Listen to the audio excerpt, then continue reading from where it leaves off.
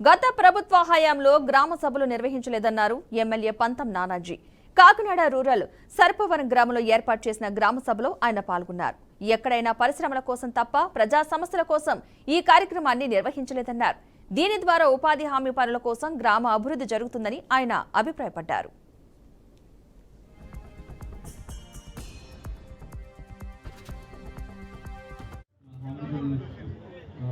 ముఖ్యమంత్రి వర్యులు తర్వాత మన డిప్యూటీ సీఎం గారి డైరెక్షన్స్ మేరకు ప్రతి గ్రామ పంచాయతీలో ఇవాళ ఒక పండగలాగా అంటే దాదాపు ప్రతి చోట 100-200 మంది కూర్చొని ఒక గ్రామ సభ, నిజంగా గ్రామ సభ ఎలా జరగాలో అలా జరపడం అనేది నాకు తెలిసి నేను 10 ఏళ్ళ నుంచి నన్ను సర్వీస్లో 10 ఏళ్ళ నుంచి ఎప్పుడు చూడలేదు ఇంత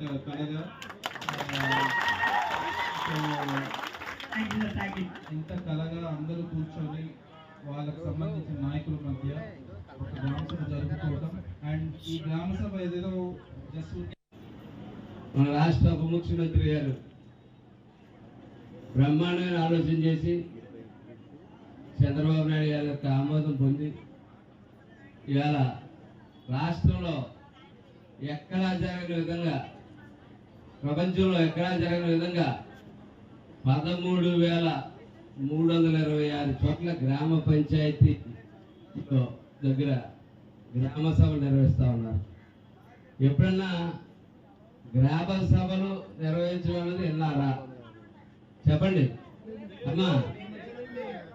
మీ ఊరిలో పక్కన ఎవరైనా కంపెనీ పెడితే గ్రామ సభ పెట్టి మీ ఆమోదం పొంది తర్వాత ఆ కంపెనీ పెట్టాలి.